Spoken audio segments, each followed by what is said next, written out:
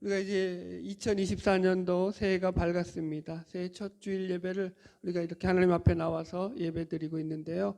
올 한 해도 하나님께서 우리 모든 성도들의 가정과 삶 가운데서 하나님의 동행하심으로 말미암아 정말로 형통케 되고 주의 은혜 가운데 승리하는 복된 한 해가 되기를 주님의 이름으로 축복합니다. 예, 오늘은 복음 절망에서 희망으로라는 제목으로 말씀의 은혜를 나누겠습니다. 제가 목회를 해오면서 제 목회 가운데서 늘 생각했던 것 중에 하나가 가장 중요한 게 뭘까? 목회 속에서 가장 중요한 게 뭐냐라는 질문을 늘 제 자신에게 스스로 던지곤 합니다. 그리고 늘 그 질문 가운데서 얻어내는 답은 결국 복음이다. 결국 복음이다. 복음이 가장 중요하다라는 거죠. 복음이 정답이었고 복음이 해결책이었고 복음만이 진정으로 우리를 살릴 수 있다라는 게 늘 제가 얻어낸 답이었습니다. 그만큼 복음이 중요하다라는 거죠.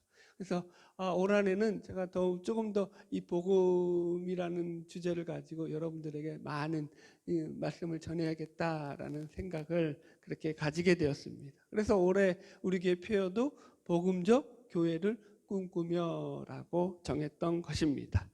먼저 그럼 복음이 뭐냐라고 이제 물어야겠죠.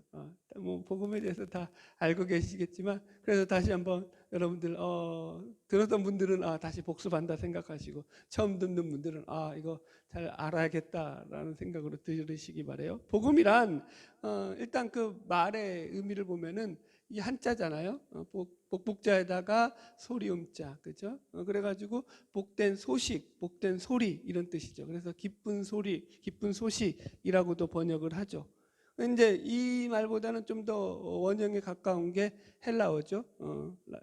유앙겔리온이라는 말을 써요. 이 복음이라는 말이 유앙겔리온이 무슨 말이냐면은 유라는 기쁨이라는 말에다가 앙겔로스라고 하는 천사라는 말이 그게 합성된 말로서 그러니까 기쁜 소식을 전하는 천사라는 말이 바로 이 복음 유앙겔리온의 의미입니다. 이 말은 그래서 고대 사회에서 어떤 의미로 쓰였냐면은 기쁜 소식을 전하는 천사잖아요. 그러니까 어떤 고대 사회에서 전쟁이 났을 때 그 전쟁의 승리를 알리는 그런 전령들 있잖아요. 그 승리의 소식을 알려오는 그런 의미에서 이 유앙겔리온이라는 말이 처음 쓰였어요. 그 유래를 말씀드리면은 대표적인 예가 BC 538년경에 있었던 페르시아와 그리스의 전쟁 때죠. 이때 그리스는 페르시아를 이길 수 없을 줄 알았는데 이겼잖아요. 전쟁에서 승리하고 나니까 그 병사 한 명이 우리가 잘 알고 있는 그 유명한 마라톤 있죠. 42.19km를 그 전쟁터에서 뛰어와 가지고 그리스 시민들에게 승리의 소식을 알린 거죠. 승리가 우리에게 외치고는 죽은 거죠. 그러니까 이제 그 승리의 소식을 듣고 나서 그 그리스 백성들이 했던 게 바로 이 유앙겔리온. 야, 기쁜 소식이야, 복된 소식이야. 우리가 승리했대. 이러면서 이제 이 유앙겔리온이란 말이 본격적으로 사용되기 시작합니다. 그래서 예수님 시대에 이 복음이라는 말이 가장 많이 쓰였던 이 유앙겔리온이라는 말이 가장 많이 쓰였던 용례가 뭐냐면 로마에서는 가이사의 복음이라는 말을 제일 많이 썼어요. 가이사는 로마 황제를 가리키는 거예요. 그러니까 로마 황제의 복음이다라는 말을 썼어요. 그래서 로마 황제가 그 당시에 행하던 일들이라든가 로마 황제와 관련된 그런 소식을 전하는 것을 가리켜서 이 말이 사용되었습니다. 근데 이제 그게 성경으로 들어오니까 예수님과 사도 바울은 이 말을 이제 좀 다르게 사용한 거죠. 가이사의 복음이 아니라 예수님은 그 복음을 천국 복음이라고 하고 있고 또 다른 곳에 복음서에 보면은 천국 복음 혹은 하나님 나라의 복음이라고 얘기하고 있죠. 그래서 천국 복음을 전하시고 예수가 하나님의 나라의 복음을 전했다라고 나오잖아요.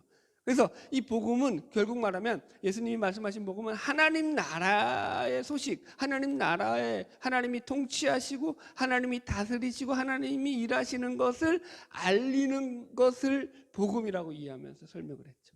이게 진짜 복음이다라고요. 이해하셨죠? 사도 바울은 그 예수 그리스도가 이 땅 가운데서 행하신 그 놀라운 일이죠. 십자가와 부활의 그 놀라운 사건을 전함으로 말미암아 그 일로 말미암아 우리가 구원을 얻게 되었다라는 이 예수 그리스도가 행하신 놀라운 일들을 선포하면서 그것을 가리켜서 복음이라고 하죠. 그래서 사도 바울의 복음에는 예수 그리스도의 복음이라는 말을 쓰죠. 복음 앞에. 이해하셨죠? 다 하나님이 행하신 일들을 복음이라고 이야기하더라는 거예요, 여러분들. 그래서 이렇게 볼 때 성경은 사실은 다 이 복음과 관련된 이야기라고 우리가 말할 수 있어요. 우리가 구약은 흔히 생각하기를 구약은 좀 뭘까, 그렇죠? 율법적인 얘기고 신약은 복음이라고 생각하잖아요. 그렇게 생각하기 오해하기 쉽잖아요. 그렇지 않죠. 구약도 다 누가 하신 일이에요. 구약의 이야기도, 구약의 스토리들도 다 하나님이 하신 일이죠. 그래서 구약도 복음이에요, 여러분들. 이 모든 성경의 이야기가 하나님의 복음이라는 것을 우리가 전제를 두고, 그래서 우리가 이제 올 한 해도 계속 하나님이 우리를 위해서 어떤 일을 행하시고 어떻게 역사하시고 어떻게 말씀하시는가를 이 복음이라는 주제를 가지고 우리가 말씀을 배워갈 것입니다. 오늘 본문의 스토리도 그거죠, 여러분들. 사실은 제가 복음이라는 주제를 가지고 따로 설교를 준비하고 있었어요. 이제 그 주제를 가지고 설교할 수도 있을 거예요, 다음 주부터는. 그러나 오늘은 그냥 우리가 계속 이어오던 마태복음 강해 속에서 오늘 본문의 내용을 가지고 이 복음을 설명하는 것도 나쁘지 않겠다라는 그런 생각이 들어서 오늘 본문의 이야기를 그대로 적용해가지고 이 복음에 대해서 저는 여러분들에게 설명을 하려고 합니다. 이런 기본적인 개념을 가지고 오늘 말씀을 들어가 보겠는데요. 오늘 본문의 사건은 예수님께서 가나안 여인의 믿음을 보시고 그녀의 귀신 들린 딸을 고쳐주신 이야기입니다. 그래서 오늘도 우리는 이 본문을 통해서 예수 그리스도의 복음을 만나게 될 것이고 그 복음을 알아가게 될 것입니다. 자, 오늘 본문 말씀을 읽으면서 시작해 볼게요. 마태복음 15장 21절 다 같이 보겠습니다. 시작. 예수께서 거기서 나가사 두로와 시돈 지방으로 들어가시니. 아멘. 오늘 우리가 읽은 이 가나안 여인에 대한 이야기는 예수님께서 갈릴리 호수 북서쪽에 위치한 해안 지역이었던 두로와 시돈 지역으로 가셨을 때 일어난 일이다라고 지금 그 장소적 배경을 얘기하고 있죠. 그래서 이 지역은요, 이스라엘 백성들이 사는 땅이 아니에요. 가나안인들이 사는 땅. 그래서 이방인들의 땅이었어요. 참고로 이 도시들은요, 구약 시대에 아주 유명한 해안 중심 도시예요. 그래서 아주 그러니까 지중해 연안국의 중심지였던 도시가 바로 이 두로와 시돈이라는 지역이에요. 우리 식으로 생각하면 뭐 부산이나 인천 이 정도 생각하시면 될 거예요. 무슨 말인지 이해하시겠죠? 그런 지역이었어요. 그럼 왜 예수님께서 이 가나안 땅에 가셨느냐라는 것을 질문을 해야겠죠. 참고로 예수님은요, 이전에도 이 지역을 가신 적이 없어요. 성경에서는 이때 딱 한 번 가고 끝나요. 네. 여러분들 감이 와야 돼요. 한 번 가셨다니까. 우리도 뭐 예를 들어 봅시다. 여러분들이 이제 평생에 한 번 가는 곳이 있죠. 예를 들어서 신혼여행. 우리가 이제 한 번 가는 곳이 있어요, 평생에. 만약에 이제 예를 들어서 내가 평생에 이제 퇴직하면서 열심히 돈을 모아가지고 어떤 세계 여행을 준비해놨어요. 그래서 아주 세계의 유명한 그 여행지를 목적으로 해서 한번 갔다 왔다고 합시다. 딱 한 번 가는 거죠, 평생에. 그런 것들. 목적이 있는 거죠, 분명히. 한 번 간다라는 것은. 그죠? 이해하시겠죠, 무슨 말인지. 예수님이 지금 공생애 때 딱 한 번 가셨다라는 것은 거기 한 번 그냥 대충 시장 가듯이 우리가 무슨 볼일 보러 가듯이 그렇게 가신 게 아니라는 거예요. 분명한 어떤 목적을 가지고 가셨다라는 거예요. 만약에 그런 목적이 없었다면 여러 번 거기 두로와 시돈을 왔다 갔다 하셨어야겠죠. 그죠? 이건 별로 중요하지 않지만 그래도 이게 이제 본문을 이해하는 첫 번째 주제가 되니까, 그럼 왜 한 번 가셨겠느냐, 왜 무슨 목적으로 가셨겠느냐라고 물어봐야 되죠. 우리는 성경을 통해서 확인할 수 있는 게 뭐예요? 예수님께서 두로와 시돈을 가신 유일한 목적이 뭐라고 나오죠? 오늘 본문에서 이 가나안 여인, 그 딸이 귀신 들려 있는 이 가나안 여인을 만나러 가셨다라고 성경은 우리에게 소개하고 있죠. 이해하시겠죠, 여러분들? 예수님의 관심은 누구에게 있다라는 거예요. 그러니까 예수님의 관심은 온통, 그죠? 그 마음 가운데 고통과 괴로움으로 상처 있고 아파하는 그분의 자녀들에게 있다. 라는 것을 우리가 이 메시지를 통해서도 확인할 수 있습니다. 자, 첫 번째, 그래서 오늘 본문의 주제는 모든 인간은 절망의 벼랑 끝에 서 있다라는 거예요.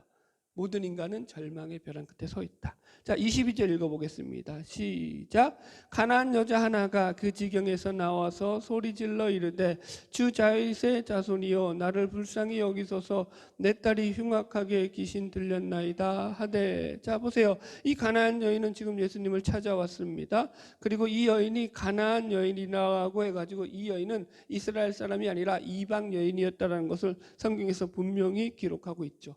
그 당시 유대인들은요, 이방인들을 개, 돼지 취급하면서, 짐승 취급하면서 상대하지 않았어요.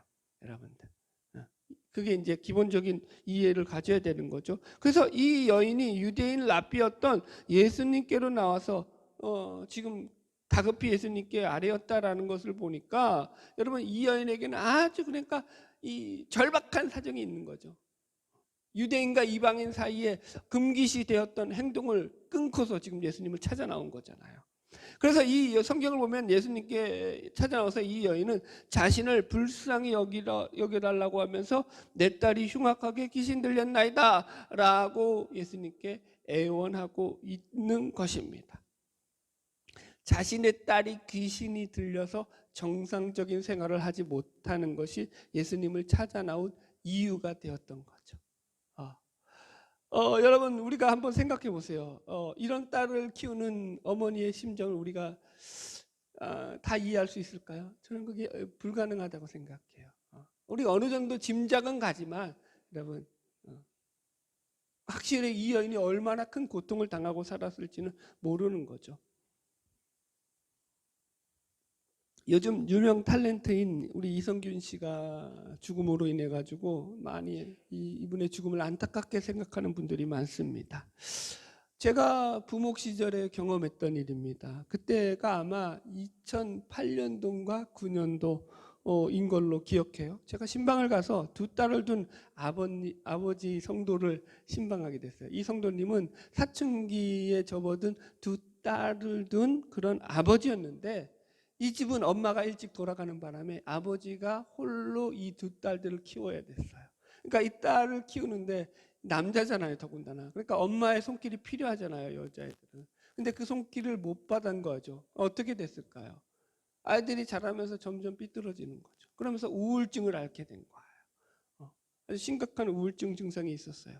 그러면서 이제 마침 그때 어떤 사건이 터지냐면은 그 당시 가장 유명한 연예인 중에 한 명이었던 최진실 씨가 자살하는 일이 벌어져요. 그러면서 이 최진실 씨가 죽고 난 뒤에 이 두 딸들은 이 우울증을 앓고 있었는데, 그런데다가 자기들이 좋아하고 있던 이 연예인이었던 거예요, 이 최진실 씨가. 그러니까 이 최진실 씨가 죽고 나니까 어떤 일을 벌이냐면은, 제가 신방 갔을 때 한 얼마 전에 있었던 일이라고 얘기를 하시더라고요. 이 아버지가 상담을 하는데 이렇게 고백을 해요. 자기 큰딸이, 여러분, 최진실 씨가 죽었던 그 자살했던 그 방법 그대로 욕실에서 죽으려고 했다라는 거예요. 근데 마침 아버지가 있었던 거야. 그래서 그게 발견돼 가지고 그 아이를 살릴 수 있었던 거죠. 아버지가 직장에 나갈 수 있을까요? 못 나가죠. 그 일 이후로는 직장도 다 간두고 이 두 딸들을 그냥 케어하느라고, 돌보느라고. 그런데 그게 여러분 본 마음이겠어요, 아주? 여러분, 그 딸들은 늘 불안불안하죠. 어떻게 될지 모르죠. 그 가정을 신방하면서 제가 많이 마음 아파하면서 오랫동안 같이 기도했던 그 가정을 위해서 기도했던 그런 기억이 납니다. 여러분, 그죠? 우리도 마찬가지죠. 이 정도는 아닐지라도 우리 모든 성도들의 삶 속에서, 우리의 가정 속에서 크고 작은 문제들로 인해서 우리는 늘 힘들어하죠. 여러분, 우리가 경험하는 게 뭐죠? 늘 경험하는 게 뭐죠? 내 힘으로 안 된다는 거죠. 내가 이걸 다 책임질 수 없다라는 거죠. 우리는 우리의 자녀들 하나 돌볼 수 없는 그런 연약한 존재들이라는 것을 우리는 늘 현실 속에서 경험하게 되는 거죠. 그래서 이렇게 고통과 절망 가운데 있던 이 여인이 그 마을에 소문으로 예수님이 오신다는 것을 들었죠. 얼마나 기대하고 있었겠습니까? 그 당시 예수님은 제가 여러 번 설명했지만 슈퍼스타에 가까운 그런 인기도를 누렸다고 했죠. 바로 이전 앞장에서도 우리가 살폈던 게 뭐죠? 오병이어의 기적 사건. 수천 명, 그죠? 수만 명이 예수님에게 몰려들어서 예수님을 따라다녔다라고 성경은 증언하고 있죠. 왜요? 그분이 많은 기적과 능력을 행하셨기 때문이죠. 이것은 두로와 시돈 지역에도 소문이 퍼져나갔고, 그렇게 어마어마한 그 이름의 명성이 자자했던 예수님이 자신들의 동네로 온다고 하니까 이 여인은 여러분 얼마나 밤잠 못 자고 기대하고 있었겠어요. 우리가 이런 거죠. 소풍 가는 날, 제 어릴 때 소풍 가는 날 그 전날은 잠을 못 잤죠. 기대에 들떠서. 그런 아마 심정이었을 거예요. 그리고 예수님이 드디어 찾아온 거예요. 그리고 예수님이 나타났다는 소식을 들자 이 여인은 물불을 안 가리죠. 눈에 뵈는 게 없죠. 그냥 모든 사람들을 제끼고 예수님께 뛰어서 나가서 어떻게 했다고요? 다윗의 자손이여 나를 불쌍히 여기소서라고 외치더라는 거죠. 그런데 문제는 이제부터예요. 오늘 두 번째 주제죠. 예수님의 냉담한 반응들이 나오죠. 이 여인의 이 갈급함과 반대되어서 이 예수님은 오히려 아주 냉담하게 이 여인을 대하고 계셔요. 자, 23절 읽읍시다. 다 같이 시작. 예수는 한 말씀도 대답하지 아니하시니 제자들이 와서 청하여 말하되 그 여자가 우리 뒤에서 소리를 지르오니 그를 보내소서. 예, 본문을 보시면 매우 흥미롭게도 이 여인의 절규에 대해서 예수님은 한 말씀도 대답하지 아니하셨다라고 나와요. 아무 반응도 하지 않았다라는 거예요. 왜 그러셨을까요? 평상시 예수님답지 않으시죠. 예수님은 예수님을 찾아 나온 모든 병자들과 모든 아픈 자들을 긍휼히 여기시며 불쌍히 여기시고 그들의 병을 고쳐주셨죠. 근데 여기서는 예수님이 아주 매몰차게 대하십니다. 그리고 이 냉담한 반응은 계속해서 이어집니다. 그래서 심지어 이 예수님이 아무 대답도 안 하자 제자들이 이렇게 말해요. 제자들이 와서 청하여 말하되 그 여자가 우리 뒤에서 소리를 지르오니 그를 보내소서. 듣다 보다 못한 이제 이 제자들이 나선 거예요. 예수님 제발 좀 저 여인이 저렇게 뒤에서 시끄럽게 구는데 예수님 정말 정신없어요. 예수님 저 여인이라도 제발 좀 조용하게 예수님 어떻게 조치라도 취해 주십시오 라고 제자들이 예수님에게 건의를 하더라는 거죠. 그래서 예수님이 이렇게 말씀하셔요. 24절 읽읍시다. 시작. 예수께서 대답하여 이르시되 나는 이스라엘 집에 잃어버린 양 외에는 다른 데로 보내심을 받지 아니하였노라 하시니. 자, 이 말씀의 배경 설명을 잠깐 드릴게요. 아까도 설명했지만 이방인들과 유대인들은 상종하지 않았다고 했죠. 그래서 유대인들은 이방인들을 개, 돼지 같은 짐승 취급을 했다고 말씀드렸습니다. 그래서 예수님께서도 지금 이 여인을 향해서 마치 그 당시 유대인들이 이방인들을 대했던 그런 아주 일방적인 그런 어떤 매몰찬 그런 모습으로 이 여인을 대하고 계시는 거예요. 마치 선입견을 가지고 이 여인을 대하듯이 말입니다. 물론 이것은 말씀 뒤에 결론적으로도 나오지만 예수님께서 이 여인의 믿음을 다시 한번 시험하고 확인하기 위해서 하신 일이라는 것을 우리가 알 수 있습니다. 그럼에도 불구하고 너무 모질잖아요. 이해가시죠? 여러분 우리가 예수를 믿잖아요. 하나님을 믿잖아요. 그죠? 그분의 자비하심과 긍휼을 믿어요. 물론 그분이 진노하시고 그분이 징계하시며 그분이 때로는 엄하시고 그죠? 그분이 그죠? 질투하신 하나님이라는 것도 알아요. 징계하신 하나님이라는 것도 알아요. 그러나 그럼에도 불구하고 우리가 그런 것들을 당하게 될 때는 하나님 앞에 묻죠. 하나님 너무하신 거 아닙니까? 하나님은 너무하시지 않나요? 라고 우리는 묻죠. 우리 인생 가운데서 우리는 지금 얼마든지 이 여인이 그런 질문을 던질 만한 모습으로 예수님께서 이 여인에게 대화를 하시더라는 거죠. 자, 26절 7절 25절로 26절 계속 읽읍시다. 시작. 여자가 와서 예수께 절하여 이르되 주여 저를 도우소서. 대답하여 이르시되 자녀의 떡을 취하여 개들에게 던짐이 마땅하지 아니하니라. 아멘. 아무리 생각해도 좀 심하죠. 이제는 예수님께서 이 여인을 향해서 심지어 자녀의 떡을 취하여 개들에게 던짐이 마땅하지 아니하니라. 예, 예수님이 이 여인을 개 취급을 했다고요. 인격 모독을 했다고요. 여러분, 누가요? 전능하신 하나님께서, 그 사랑과 자비와 인애와 긍휼이 풍성하신 하나님께서 이 여인을 향해서 직접 이렇게 말씀하신 거죠, 여러분들. 보세요. 예수님이 이 여인에게 무슨 감정이 있겠습니까?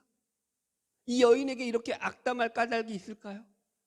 이 여인과 무슨 집안이 무슨 원수 집안이었습니까? 여러분.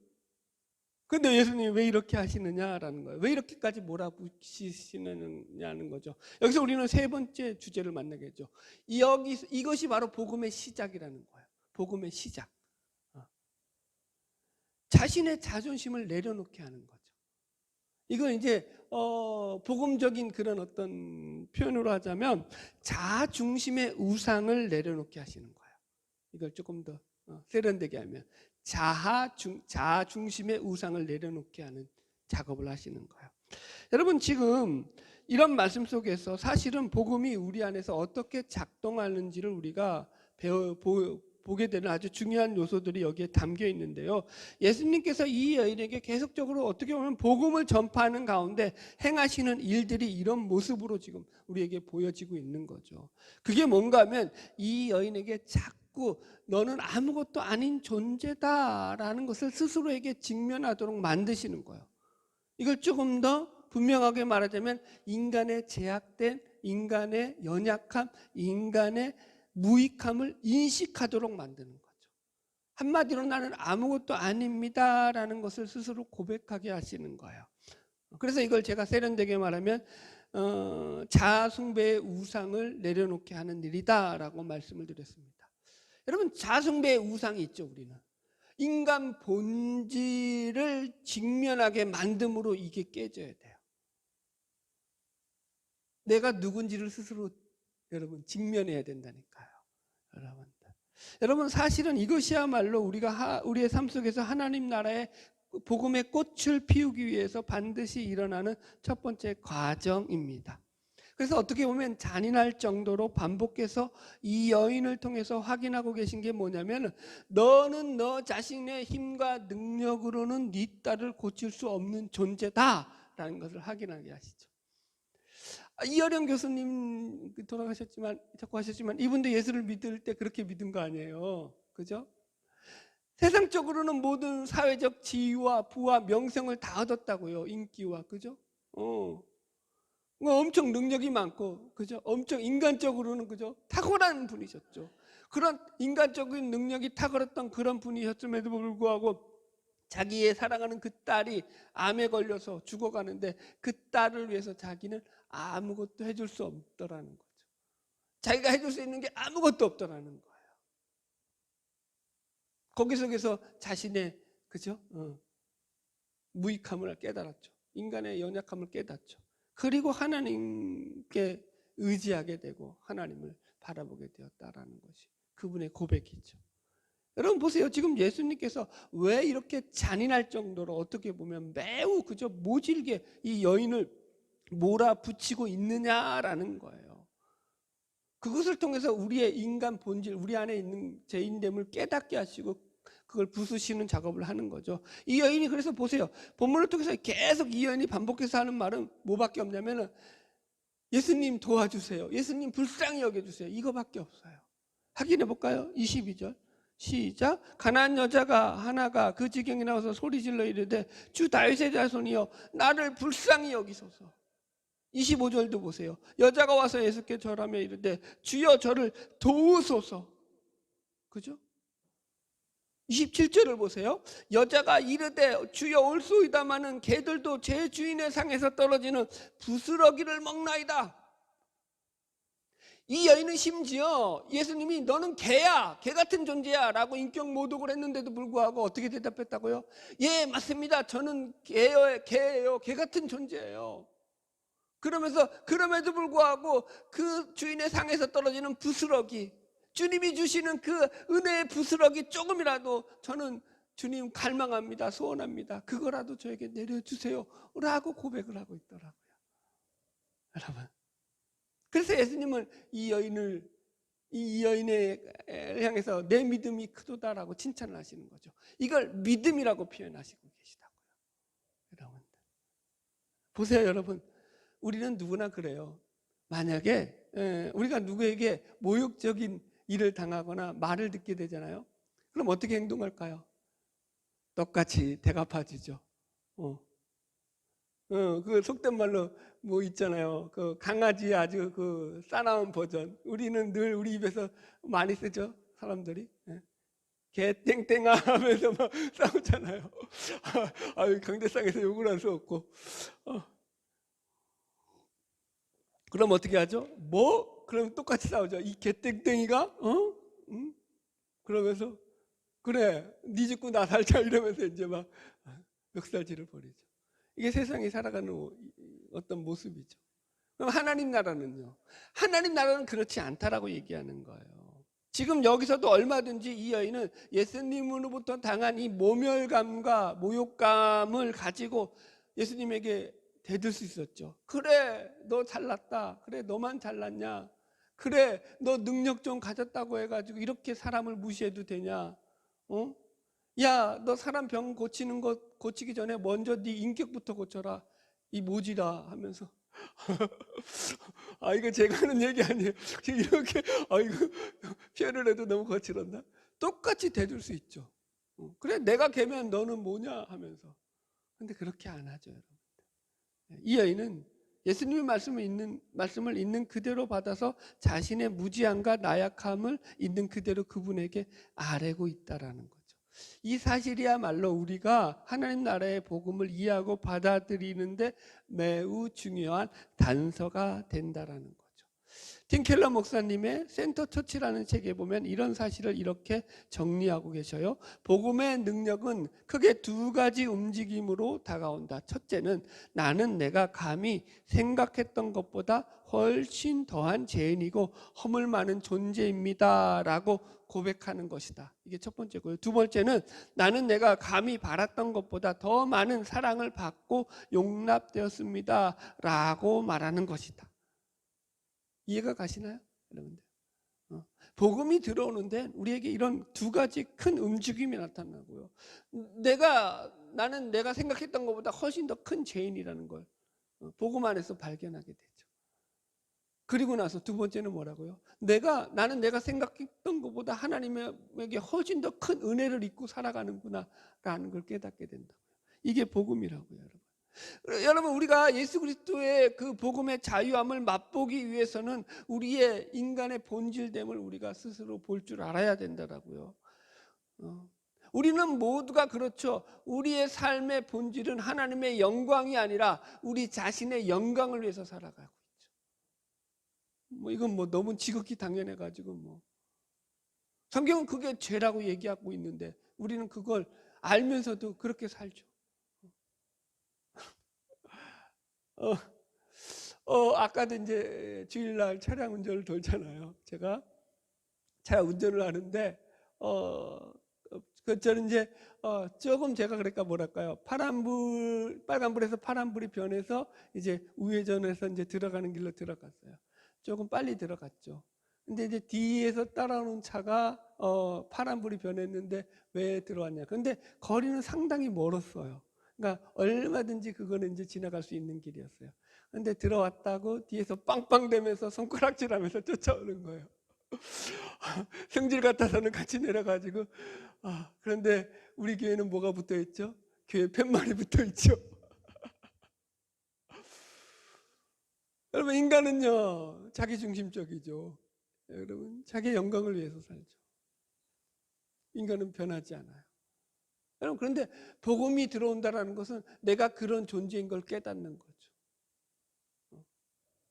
여러분, 우리 신앙생활하면서 종종 이런 질문을 할 때가 있을 거예요. 지금 우리들의 삶 속에서도 이 가나안 여인이 경험했던 그런 현실처럼 흉악한 귀신 들린 딸을 돌보는데 치료 방법도 없고 어떻게 해야 될지도 모르겠고 답도 없는 것처럼 그렇게 비슷하게 우리 현실 가운데 답답한 현실을 맞닥뜨리고 살아갈 수 있다라는 거죠. 그런 삶 속에서 과연 우리가 어떻게 해야 하느냐라는 질문을 우리는 던질 수 있고 오늘 본문을 통해서 우리는 그 답을 찾을 수 있어야 하는 거죠. 제가 말씀을 준비하다가 개그맨 이성미 씨가 하신 간증을 듣게 되었어요. 이분의 간증은 여러분들도 워낙 유명해져 가지고 들었던 분들도 계시죠. 이번에 이제 한때 남편과 사이가 매우 안 좋아지면서 이제 그 남편을 피해 가지고 캐나다로 밴쿠버로 도망가듯이 떠나가지고 7년간의 이민 생활을 하게 됩니다. 그때 그녀의 감정은 자기 뒤통수를 치는 사람들이 믿고 자기 남편이 꼴 보기 싫었고 그래서 그것들 때문에 속이 상해서 늘 속에 그 화라고 하죠. 우리 식으로 화병이 차 있었던 그런 상태였다고 합니다. 그런데 이때도 이분은 이제 예수님을 믿었어요. 하나님을 믿었어요. 그러니까 믿음 생활을 하면서도 그녀의 마음은 늘 지옥 같은 삶을 살아가고 있었죠. 그래서 그녀의 입에서는 늘 욕이 끊이지 않았다고 합니다.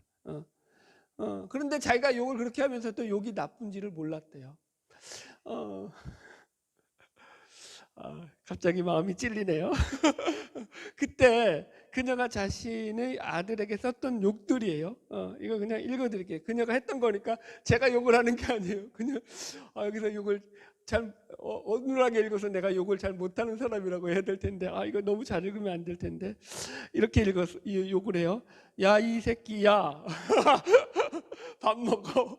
조금 일부러 어눌하게 하는 거예요. 야 미친놈아 이 강아지야. 여기서 강아지라는 게 진짜 강아지가 아니라는 거 알죠? 우리가 잘 아는 욕이 있죠. 심지어 이런 욕도 했다고요. 이 갈기갈기 찢어 죽일 놈아. 여러분 육실할 놈아. 엄마가 하면 안 되죠. 여러분 보세요. 이 아이가 이런 욕을 먹으면서 자랐는데 잘 자랐겠냐고요. 이 아이는 상처투성이었죠. 그리고는 반항하기 시작하죠. 학교도 안 나가죠. 그러면서 이제 사춘기가 됐으니까 힘이 세졌잖아요. 한 번은 엄마가 또 욕하면서 때리려고 하는데 엄마 손을 딱 잡았어요. 그런데 이제는 힘이 엄마보다 세잖아. 그러니까 이성민 씨가 모욕감을 느끼는 거예요. 그러면서 아들이 그러더라는 거예요. 엄마 왜 이래? 내가 힘이 없어서 그동안 맞은 줄로 알아? 그러면서 엄마를 협박하고 딱 집을 나가버리더래요. 여튼 그런 지옥 같은 시간을 보내면서 여튼 교회는 다니면서도 여전히 그렇게 이 신앙과 현실이 따로따로 된 생활을 살아갔다고 해요. 그러면서 그 아들이 그러더래요. 엄마한테 하는 소리가 맨날 에휴 교회 다니면서 맨날 그따위로 행동하고 하면서 엄마를 욕을 했다는 거죠. 찔리죠? 여러분들 사실은 그 말이 맞거든요. 겉으로는 교회 다니면서 예배 생활도 잘하면서 겉으로는 믿음이 좋은 양 사람들에게 그렇게 행동했지만 사실은 그 내면에서 그 원망과 불평이 늘 끌어오르고 있었던 거죠. 그것들이 이제 자식들에게 분노로 터졌던 거고요, 여러분들. 그런데 어느 날 밥을 이제 차려주고 아이에게 이제 밥을 먹고 가라는데 그것도 곱게 말 안 하죠. 밥 먹고 가 이 새끼야 이런 거죠. 오늘 성공했어. 내가 욕을 아주 부자연스럽게 했어. 밥 먹고 가 이 새끼야 이렇게 이제 욕을 아주 편안하게 한 거죠. 그런데 그때 하나님의 음성이 자기 머릿속에서 이제 하나님이 주시는 그죠? 마음의 소리죠. 그게 들리더라는 거예요. 이런 소리가 들리더래요. 야, 네 아들 네가 말한 대로 내가 그대로 되게 해줄까? 그 말씀을 하시더라는 거죠. 그래, 네가 말한 대로 네 아들 그래 개 땡땡이 되게 해줄까? 개 망나니가 되게 해줄까? 인생을 개차반으로 사는 그런 인생으로 내가 네 아들의 인생을 망쳐줄까? 라고 하더라. 거기서 섬찟한 마음이 올라오는 거죠. 내가 내 아들을 이렇게 대했구나.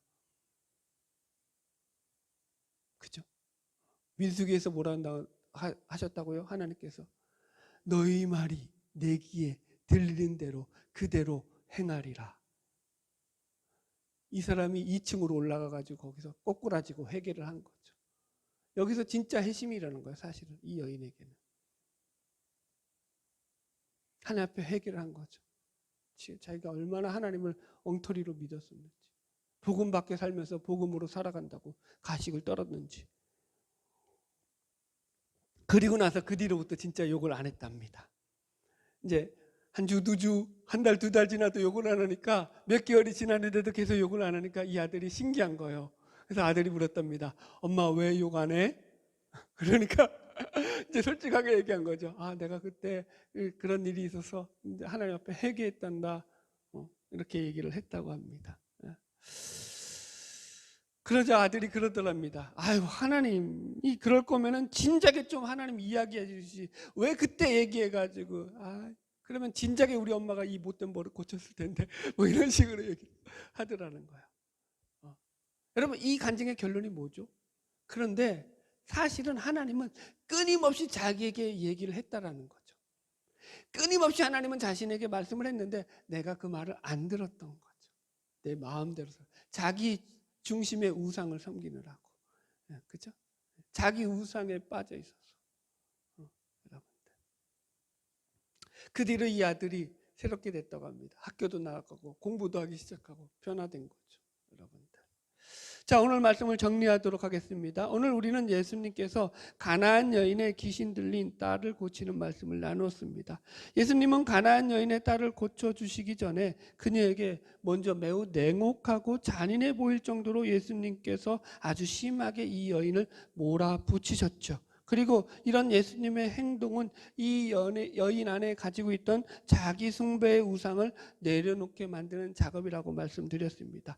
이 여인은 예수님과의 대화를 통해서 자신의 자존심과 체면조차도 다 내려놓게 되었죠. 근데 사실은 이게 복음의 시작이라고 말씀을 드렸습니다. 여러분, 왜 이렇게 하시죠? 하나님께서 하나님 나라에 복음이 들어가게 하기 위해서는 먼저 그 속에 가득 차 있는 자기 것들을 내려놔야지만 그 속에 복음이 들어오게 되는 거거든요. 그것이 자기 의가 되었든 반대로 자기 열등감이 되었든 반대로 자기 우월감이 되었든 자기를 사랑하는 일, 자기 중심성에 빠져 있는 그런 것들이 먼저 내려놔져야 된다고요, 여러분. 이런 우스갯소리가 있어요. 지옥에 가면은 자기 자존심 때문에 지옥에 온 사람들이 그렇게 많을 거라고. 근데 우스갯소리지만 저는 그게 정말일 거라고 생각을 해요. 그 자존심 하나 못 버려가지고 하나님을 제대로 안 믿죠. 그 자존심 때문에 지옥에 가죠. 우리 인간들은 그러죠. 내가 죽어도 내 체면, 내 자존심은 못 굽히겠다라는 거죠. 그래서 자신의 체면 때문에 자신의 자존심 때문에 하나님께 매달리지 못하고 하나님을 외면하고 멀리하면서 살아가는 사람들이 얼마나 많은지 모릅니다. 예전에 뉴욕 타임즈의 NT 라이트라는 목사님이 이런 말씀을 했어요. 우리에게 뉴욕 타임즈의 글을 실었다는 얘기예요. 뉴욕 타임즈의 목사라는 얘기가 아니라 이런 글을 실었어요. 우리에게 필요한 것은 애통이라는 성경의 전통을 회복하는 일이다. 무슨 일을 설명하는 것은 그리스도의 소명이 아니다 라고 말해요. 내가 유창에게 복음을 전하고 예수를 전하는 게 그게 아니라고요. 우리 안에 애통함이라고 하는 그 귀한 복음의 전통을 회복하는 거라고요. 성경의 전통을. 주님 앞에 나와서 애통하며 슬퍼하며 자신이 아무것도 아님을 아뢰면서 주님을 붙잡고 나가는 그 일이야말로 진정한 복음의 시작이라고요. 여러분 그래야지만 우리가 하나님께서 우리에게 말씀하시는 소리를 들을 수 있다고요. 앞에서 예화를 드렸던 것처럼 사실 하나님은 계속 말씀하고 계시지만 우리 안에 있는 우리의 생각들, 우리의 것들로 가득 차서 우리는 하나님의 말씀을 듣고 있지 않죠. 그게 문제라는 거죠. 여러분 저는 여러분들이 교회에 나와서 오늘 이 가나안 여인처럼 예수님을 향해서 예수님 나를 불쌍히 여겨주세요, 예수님 도와주세요 라고 외치는 사람들이 되기를 소망합니다. 예수님께 나와서 외치십시오. 예수님을 붙잡으십시오. 예수님의 뜻을 구하고 찾고 두드리십시오. 그분께로 돌아오십시오. 그분은 언제나 우리의 문을 두드리고 계시잖아요. 우리가 문을 안 열어서 그렇지 우리의 문을 열면 그분은 우리 안에 들어오셔서 우리의 마음에 참 평안과 기쁨과 소망을 회복시켜 주실 것입니다. 오늘 아침에도 어저께인가요? 아침인가요? 어저께 저녁인 것 같네요. 우리 아들들에게 그런 얘기를 했죠. 부모라는 게 그렇단다. 불완전한 존재들이라는 거죠. 자식들에게 자기들 나름대로 최선을 다하지만 그건 여러분 자기들 나름이죠. 자식들의 입장에서는 그게 최선이 아닌 거죠. 늘 부족하고 모자른 존재죠. 그래서 어느 자식도 부모로부터 상처와 아픔, 상실감을 경험하지 않는 자녀는 이 땅에 한 명도 없죠. 각자 나름대로 그런 상실감과 상처를 가져요. 그럼 그게 어떻게 회복될까요? 그게 어떻게 치유될까요? 하나님의 만지심이죠. 하나님이 그 귀신 들린 딸을 만져주신 거 아니에요? 이해하시겠습니까? 여러분, 예수께로 돌아오십시오. 기도하겠습니다.